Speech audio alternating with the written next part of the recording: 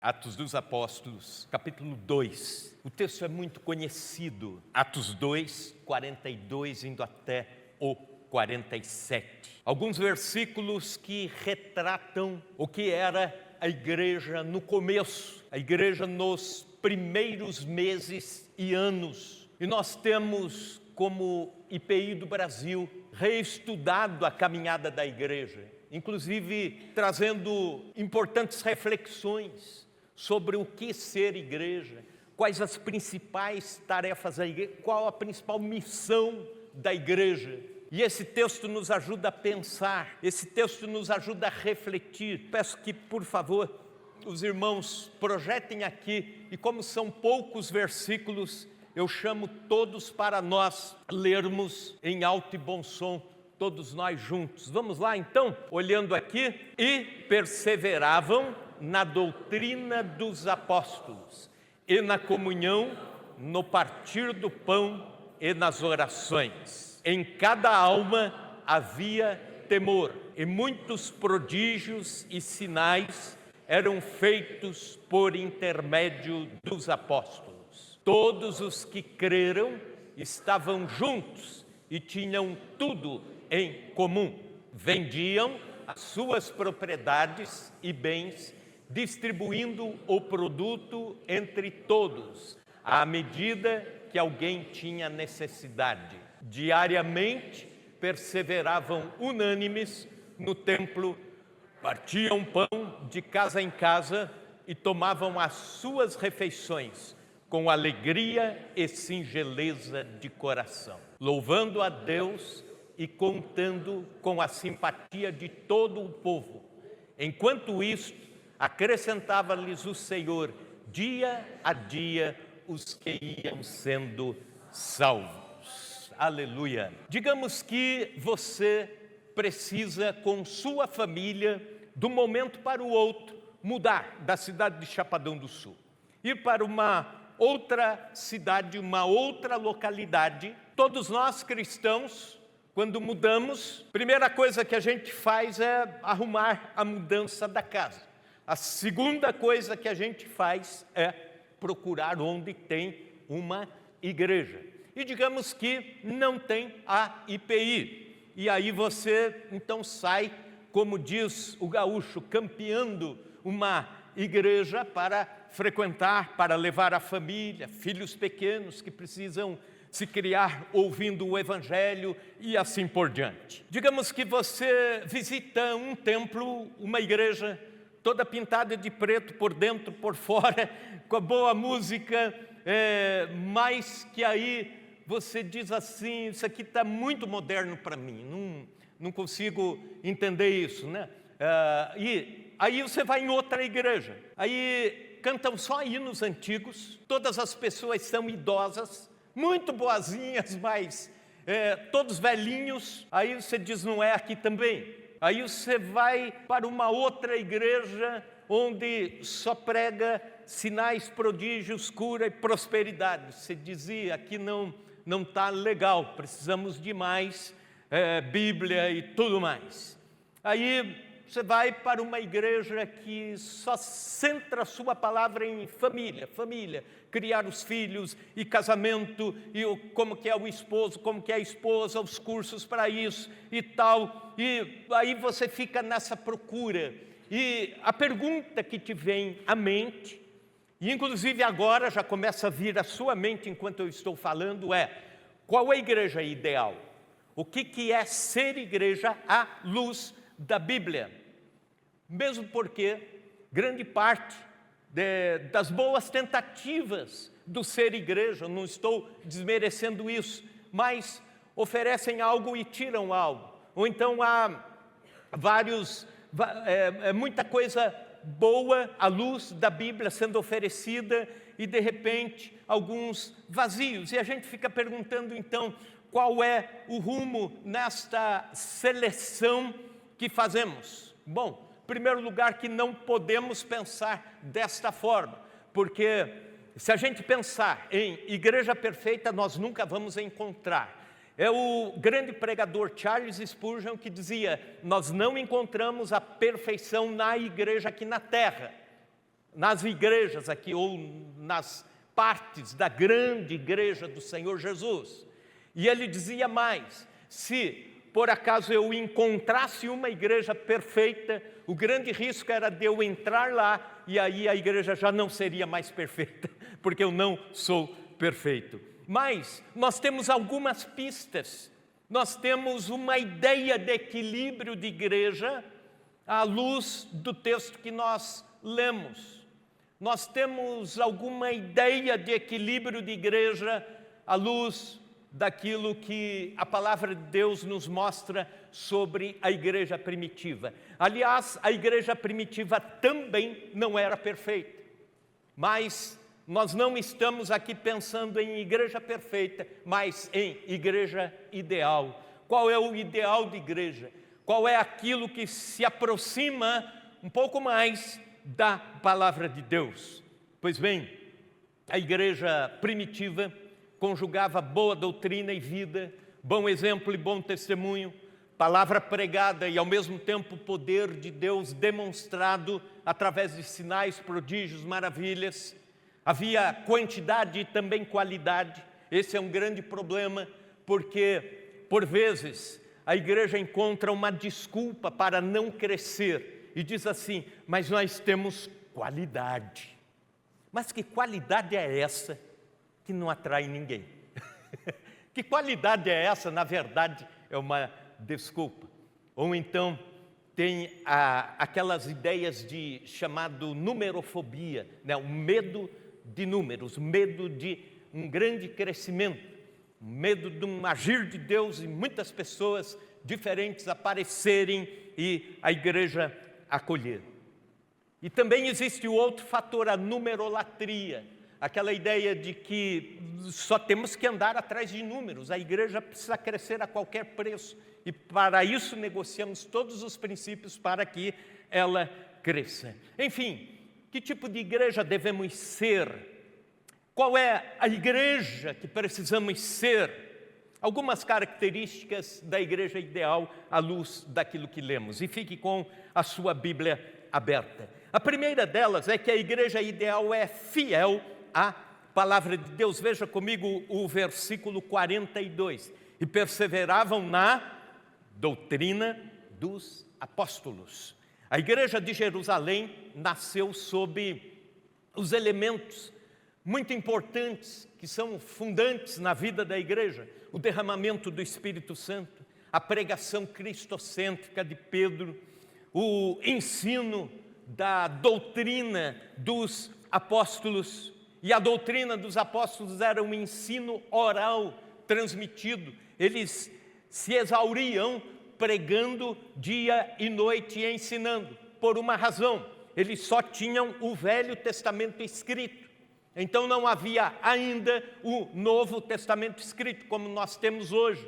Então a palavra era oral, era pregada, era ensinada, de casa em casa, como Paulo diz lá em Atos capítulo 20, de casa em casa e também em público. Então todo lugar era um lugar para os apóstolos estarem pregando, ensinando o que é ser um cristão, o que é ser parecido com Cristo. Hoje nós temos a Bíblia escrita, o Novo Testamento também, a partir dos evangelhos, das epístolas, chegando até Apocalipse. Então, o análogo ao ensino oral dos apóstolos, a continuidade é o ensino da palavra de Deus, do Novo Testamento especificamente. John Stott, grande teólogo da nossa era, escreveu: o Espírito Santo abriu uma escola em Jerusalém. Seus professores eram os apóstolos e havia 3.000 alunos nesse jardim de infância espiritual. A expressão perseveravam na doutrina é que eram ávidos em aprender. A igreja gostava de aprender, queria aprender, tinha o ideal de conhecer o que é servir a Cristo, o que é ser parecido com Cristo. É interessante que, por vezes, nós ficamos nessa equação. Se a igreja ensinar demais, ela perde a dinâmica. Se perder a dinâmica, ela se torna fria. Então a gente acaba não ensinando tudo o que precisa ensinar. Acabamos não dando tudo o que precisa dar de conhecimento, pelo menos do básico, para a vida de irmãos e irmãs. E nós acabamos nos omitindo para centrarmos as nossas energias em outras tantas tarefas da igreja. E esquecemos que a principal tarefa de todos nós cristãos, fomos chamados para isso, fomos vocacionados para isso, e Jesus nos manda fazer isso: ide e fazei discípulos. E não é só o ensinar com um livrinho ou com uma apostila, mas a vida sua deve ser uma vida de ensino. A vida minha deve ser uma vida de ensino. Ensino para mostrar às pessoas o que é ser parecido com Cristo. É interessante que, de um tempo para cá, aproximadamente 10 anos para cá, ou 15 anos para cá, há um movimento de busca por aprender mais. Há um movimento de gente buscando, principalmente jovens e adolescentes. Esse movimento começou nos Estados Unidos, onde muitos jovens, adolescentes, voltaram-se para as igrejas mais antigas, as mais históricas, procurando, através daqueles movimentos dos pastores Tim Keller, Paul Washer, John Piper, buscando palavra, buscando doutrinas, buscando entender propósitos de Deus para a vida, buscando entender o que é a justificação pela fé, a predestinação, a graça, a cosmovisão cristã. E muitos dos pais ficaram assim, atônitos, dizendo: poxa, essa era uma preocupação muito grande da minha vida, né? Os filhos estarem na presença de Deus. E eu pensava que isso ia acontecer, alguns pais diziam, através da música, através de teatro, através de programações jovens, e eles fazem o caminho inverso, eles vão buscando aprendizado, ensino, curiosos por aprender a palavra de Deus. Esse movimento chega ao Brasil através de pelo menos 2 grandes nomes: pastor Hernandes Dias Lopes, grande pregador, e pastor Augusto Nicodemos, grande ensinador. E aliás, pastor Augusto Nicodemos deixa a seguinte palavra: estou cada vez mais impressionado com o impacto das doutrinas reformadas entre os jovens de todas as denominações do Brasil, e também ver a combinação equilibrada de teologia reformada com expressões de culto, onde se combinam cânticos modernos e bem bíblicos com exultação e celebração. O que será que Deus está falando e fazendo em nosso país? Eu creio plenamente que Deus está levantando uma geração de jovens e adolescentes que preza pelo aprendizado da Bíblia Sagrada, pelo aprendizado de palavra de Deus. Segundo, a igreja ideal é perseverante na oração, mesmo porque todo o ensino bíblico, se não for regado de oração, de presença de Deus, de joelho no chão, pode se tornar apenas conhecimento frio e vazio. Então, logo a seguir, no versículo 42, e perseveravam na doutrina dos apóstolos, e na comunhão, no partir do pão e nas orações. Então, a igreja orava muito. Uma igreja cheia do Espírito Santo tem prazer na oração, quer a oração. Aliás, a igreja apostólica, a igreja de Atos dos Apóstolos, dependia de Deus e por isso recorria a Deus em oração constantemente. Você vê a igreja orando do começo ao fim do livro de Atos dos Apóstolos. Atos capítulo 1, versículo 14, diz a Bíblia que todos estavam unânimes em oração. Atos 3, versículo 1, os apóstolos vão orar às 3 da tarde, e aí acontece aquele milagre à porta do templo.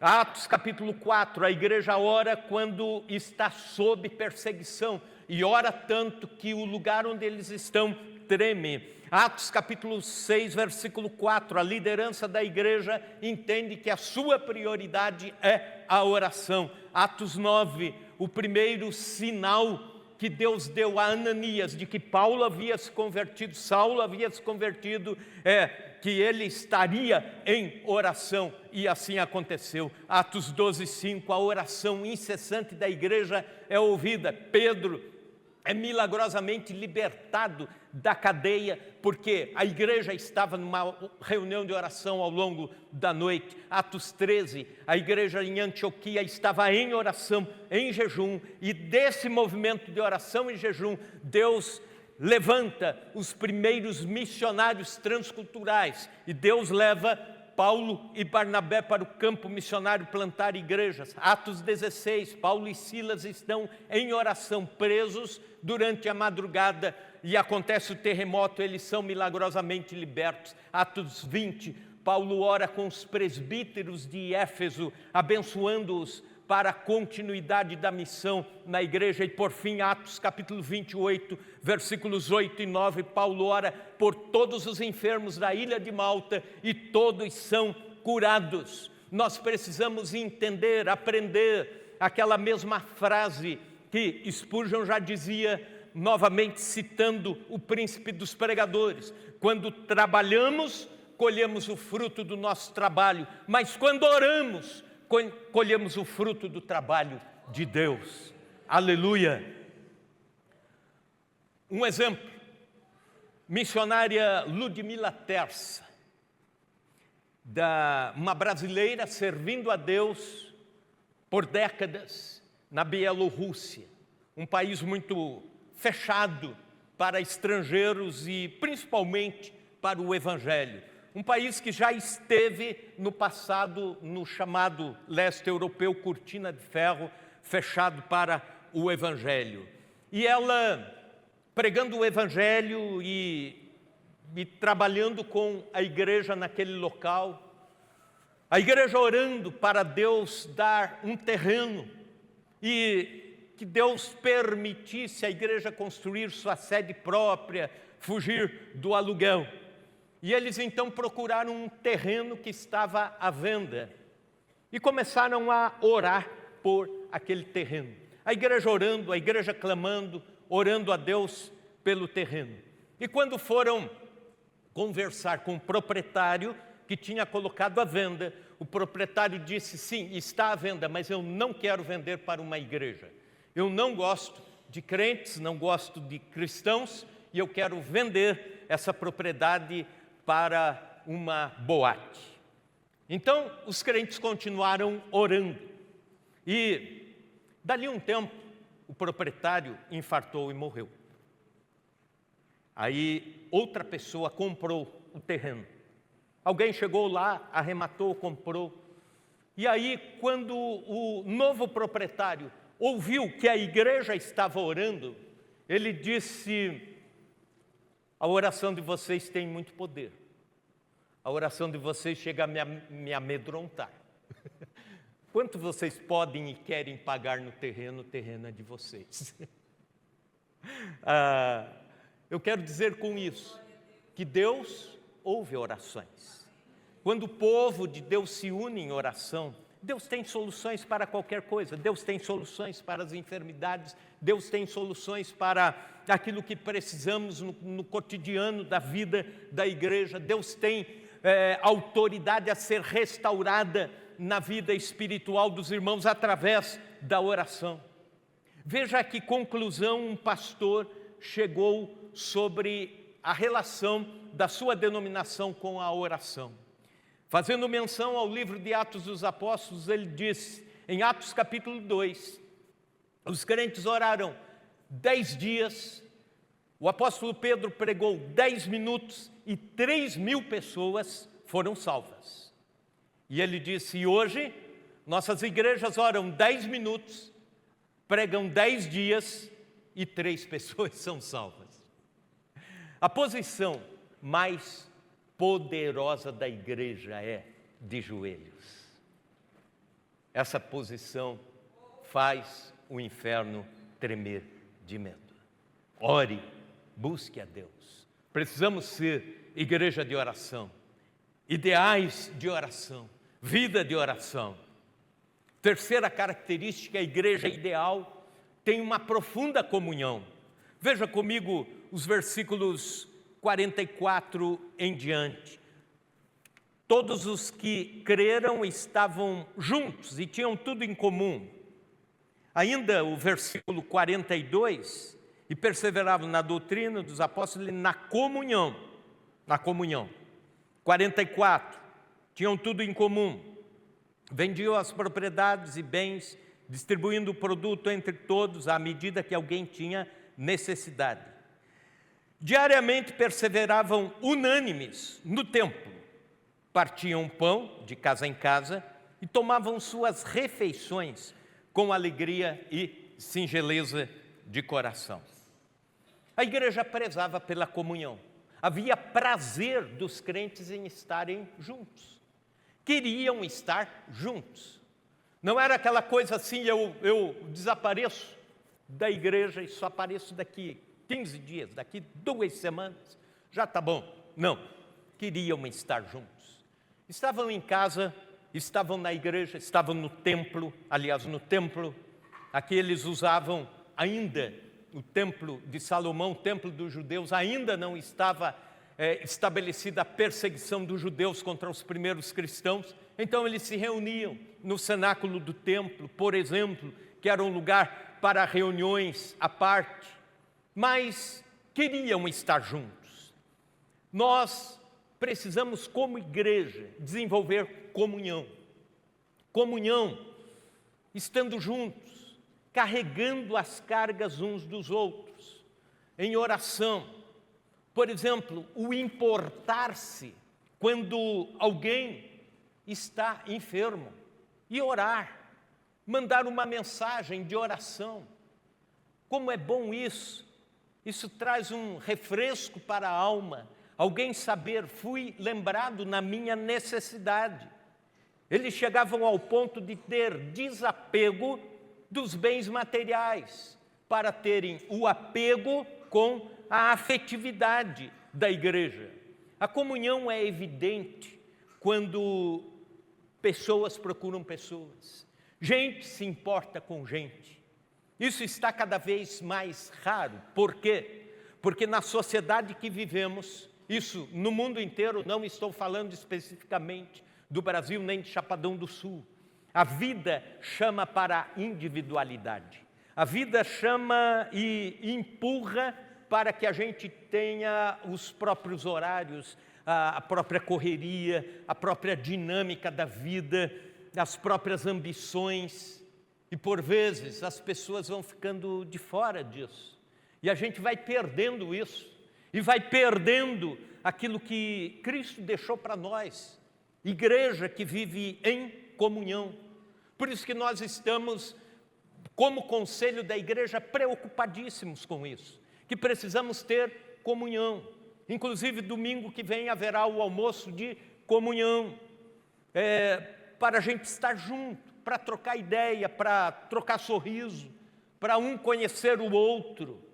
Por vezes, assentamos-nos nos mesmos bancos, nos mesmos lugares, no culto de domingo, saímos sem cumprimentar alguém diferente, sem perguntar o nome de alguém, sem pegar o contato de alguém para dizer, olha, eu estarei orando por você nessa semana. Nós precisamos de comunhão, nós precisamos de conversa depois do culto. Já viram que tem dias que termina o culto e a gente sai rápido. Na maioria das vezes é legal, e isso é um elogio que eu faço à nossa igreja aqui de Chapadão do Sul, que termina o culto, a gente fica por aí, né? Zanzando, tomando o leite, conversando, dando risada. Isso é sinal de comunhão.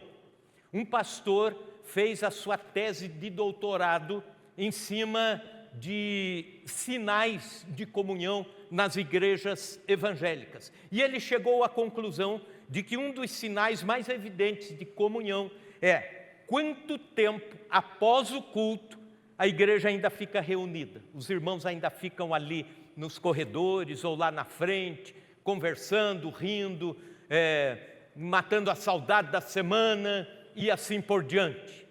E aí ele chega a essa conclusão, que as igrejas com baixo nível de comunhão, 6 minutos após terminar o culto, o diácono já está apagando as luzes e fechando as portas.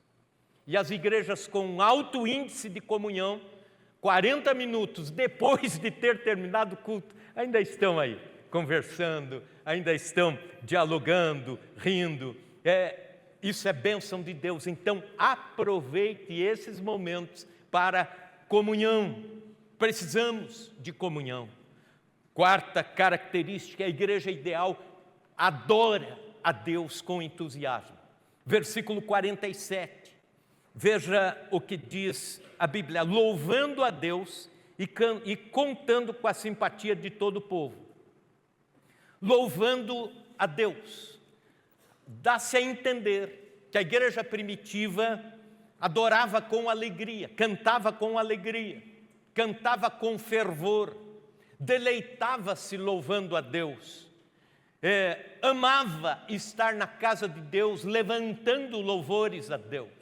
E quando fazemos isso, quando temos deleite em cantar a Deus, nós podemos cantar cânticos antigos, de 200 anos atrás, e nos alegrar com isso. Podemos cantar cânticos que foram compostos ontem e nos alegrar com isso. É o ambiente de louvor, é o ambiente de adoração.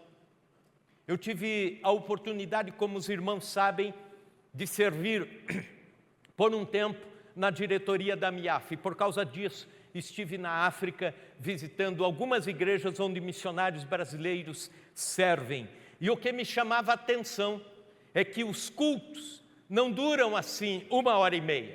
Os cultos lá duram entre 4 a 5 horas.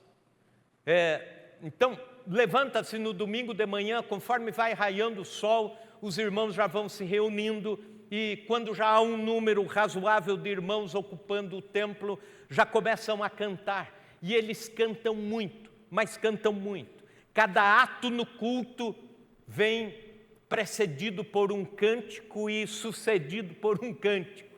Por exemplo, vai ler a palavra de Deus, a Bíblia Sagrada, para o pregador pregar. Lê a Bíblia, então aí já um coral das mamas, as senhorinhas cantam.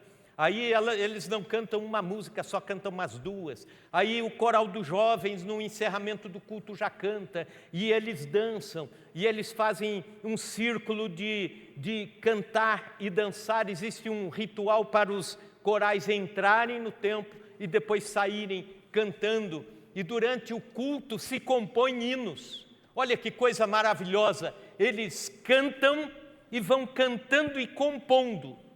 E aí foi um americano lá, musicista, e disse assim: que legal, vamos fazer isso num estúdio. Aí levou toda essa turma num estúdio, e aí não deu certo.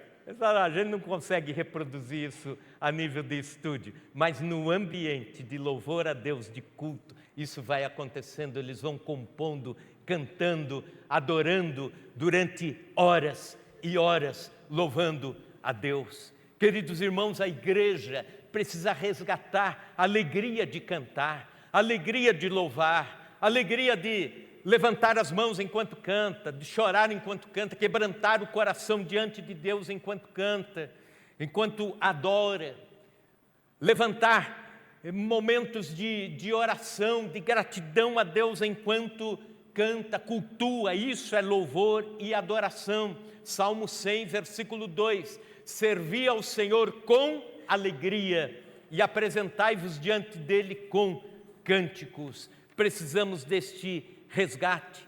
Quinto, a igreja ideal experimenta milagres. Versículo 43: em cada alma havia temor, e muitos prodígios e sinais eram feitos por intermédio dos apóstolos. Uma igreja viva é formada de crentes cheios de reverência. A palavra temor aqui não se encaixa no medo unicamente, mas na reverência pela grandeza de Deus. A igreja ama a santidade de Deus. A igreja se curva diante da majestade de Deus. Não é o medo de Deus, é a ideia de um Deus tão grandioso que nós nos encolhemos perto da possibilidade de nos comunicarmos com Ele. É a igreja que não banaliza o sagrado, isso é temor. Então, é interessante que essa expressão de temor gera na vida da igreja milagres, o sobrenatural de Deus vindo sobre a vida de um povo que adora, que louva, que ora e que também tem temor de Deus. Escute isso, os milagres e prodígios são narrados por Lucas logo após ele falar do temor de Deus. A história da igreja primitiva é uma história de milagres. Atos capítulo 3, o paralítico é curado na porta do templo. Atos 4, o lugar onde estava tremeu, um fenômeno sobrenatural. Atos 5, muitos sinais e prodígios aconteciam entre o povo de Deus. Atos capítulo 8, Filipe realiza sinais e prodígios em Maravilha, em Samaria. Atos 9, Saulo é convertido milagrosamente e também curado da cegueira. Atos 12, Pedro é liberto milagrosamente da prisão. Atos 16, acontece terremoto em Filipos e as portas da prisão se abrem para Paulo e Silas. Atos 19, pelas mãos de Paulo, Deus opera milagres. Atos 28, todos os enfermos da ilha de Malta são curados. Nosso Deus é um Deus vivo e a igreja precisa acreditar plenamente, crer plenamente nisso. Nós não servimos a um Deus que ficou esquecido na história. Nós não servimos a um Deus que ficou fechado nas narrativas lá. Nós servimos a um Deus que é o mesmo ontem, hoje e será eternamente. Então, precisamos crer que Deus responde orações. Precisamos crer que Deus opera milagres, sinais e prodígios. Deus pode, Deus pode. Então, se você tem pessoas que você está orando e quase desistindo, dizendo: Senhor, o coração dessa pessoa está tão duro para te receber, continue a orar, Deus pode quebrantar e fazer um milagre. Se você está orando pela cura, continue a orar, Deus pode fazer um milagre. Deus opera no meio de uma igreja que tem temor de Deus. Sexta e última característica: a igreja ideal tem a simpatia da sociedade. Versículo 47. O texto continua dizendo: louvando a Deus e contando com a simpatia de todo o povo. A simpatia. Uma igreja viva não é uma igreja carrancuda, não é uma igreja sisuda. É uma igreja simpática e amável. Uma igreja que é sal da terra, que é luz do mundo, que é bálsamo para os aflitos e feridos. Os crentes precisam ser festivos, sorridentes, íntegros e contarem com a simpatia de quem não conhece a Cristo. Um ambiente é contagiado quando entra um cristão simpático no meio da conversa, no meio da rodinha. Por vezes é o contrário. A rodinha está ali, os colegas de trabalho conversando, rindo, entra o crente ali, eles dizem: estragou. Ixi, entrou o crentão. Não é assim. A gente tem que sempre ter uma palavra abençoadora, um sorriso abençoador. Precisamos sempre ter a simpatia ao lidar com pessoas que até mesmo nos ferem com suas posições. Mas seja simpático, seja simpática àqueles que não conhecem a Cristo.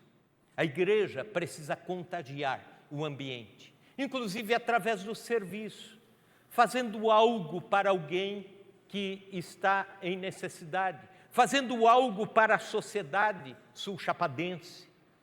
Lembro-me, voltando àquelas visitas que fiz naquele ano de 2007, ao continente africano, visitei Quênia. E uma igreja me chamou muito a atenção. Nós estávamos lá porque os missionários estavam dando um curso de como evangelizar muçulmanos. E a igreja estava sendo treinada para isso. A igreja pentecostal de Embu-Embu, já a 90 quilômetros ali da capital.